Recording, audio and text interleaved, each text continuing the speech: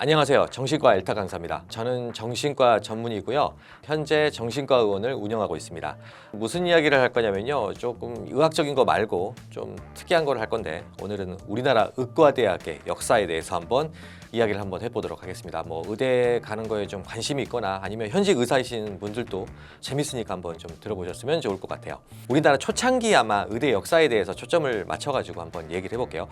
우리나라 서양식 교육이 언제 생기게 됐냐면요. 어떤 사건 때문에 생기게 되는데 그게 1884년에 있는 갑신정변 때문입니다. 갑신정변이 우리 이제 대표적인 인물이 김옥균, 박영효, 그다음에 홍영식이 주도한 어떻게 보면 쿠데타 같은 거거든요. 관료들을 많이 좀 죽이게 됩니다. 그때 이제 약간 영향을 받았던 사람이 뭐냐면 명성황후 조카였던 민영익이라는 사람이 그 7군데 치명상을 입었다고 해요. 그래서 어떻게 보면 이제 명성황후 조카니까 그러니까 살려야 되겠죠. 그래서 이제 그 당시에 선교사이자 의사인 호러스 뉴턴 알렌이라는 사람이 그 당시에 있었는데 이 사람이 최초로 이 사람을 살려내게 됩니다. 이게 조선 최초의 외과 수술이라고 하더라고요.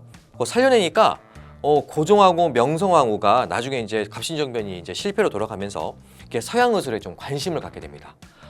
생각해봤더니 한의학보다는 서양 의술이 최고구나 라는 생각을 하게 되거든요. 그러다가 이제 1885년에 그 알렌 있죠. 외과 수술을 했던 알렌이 고종한테 건의를 합니다. 조선에도 서양식 어떤 의료기관을 만드는 게 좋겠다. 그래서 탄생한 게 당시 이름은 광해원입니다. 광해원. 얼마 있다가 이름을 바꾸는데 제중원으로 바뀌거든요. 그 제중원을 설립하게 되는데 제중원이 위치가 어디 있냐면요. 갑신정변을 주도했던 홍영식의 집에다가 제중원을 만들게 됩니다. 그래서 현재 어디냐면요. 종로구 제동이라 그러는데 지금 헌법재판소 자리 있거든요. 그 자리가 원래 제중원 자리라고 하더라고요. 그 다음에요. 1886년이 되잖아요. 그러면 의학 교육도 좀 해야 될 거 아니에요. 제중원을 만들긴 했는데 그래서 제중원 의학교를 설립하게 됩니다. 이게 우리나라 아마 최초 의대가 아닐까 우리가 생각을 하게 되고요. 1887년 되면요. 이게 홍영식 집이 너무 좀 좁잖아요. 집이다 보니까 거기다가 그냥 임시로 그냥 제중원이라고 만들었는데 이게 환자들이 굉장히 많이 늘어나게 되거든요. 그래서 이제 확장 이전을 하는데 어디로 확장이냐면 당시 지명은 구리개입니다. 구리개. 서울 구리개라 그러는데 구리개 한 번도 저도 들어본 적이 없거든요.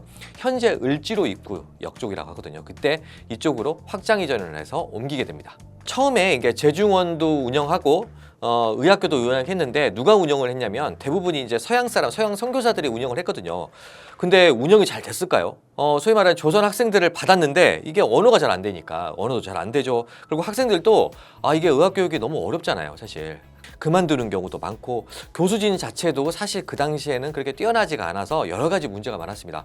그러다 보니까 의사도 제대로 배출 못하는 그런 상황이었거든요. 이게 어떻게 보면 초기 의학교육에 좀 한계지 않았을까라는 생각이 들어요. 그리고 1894년이 되잖아요. 그러면은 제중원을 운영하던 언더우드, 에비슨 이런 사람들이 조선 정부로부터 이제 아예 제중원의 실질적인 운영권을 가져오게 되거든요. 그 후로부터는 이게 사실은 운영을 미국 북장로회, 이게 이제 선교단체거든요. 선교단체에서 관할하게 됩니다. 그러니까 소유 자체가 그전에는 조선이나 대한제국 게 소유였다면 그게 이제 국립병원이었던 거죠. 그게 이제 제중원이 이제 사립선교병원으로 이게 바뀌게 되거든요.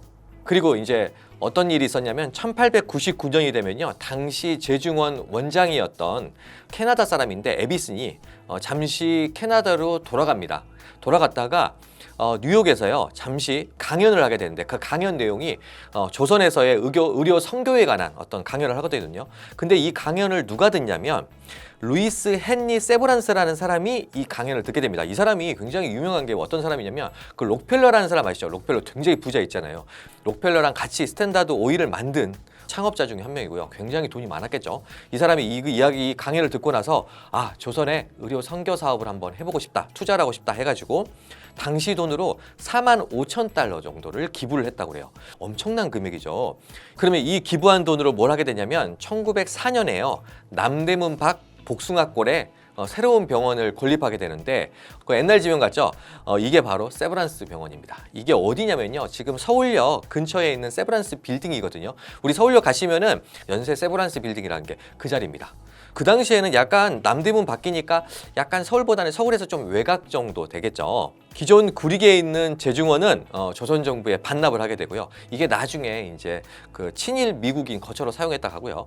그 1908년에는요 제중원 의학교가 원래 있었잖아요. 이거를 이름을 역시 돈이 최고죠. 기부한 세브란스 의학교로 이름이 명칭이 바뀌게 됩니다.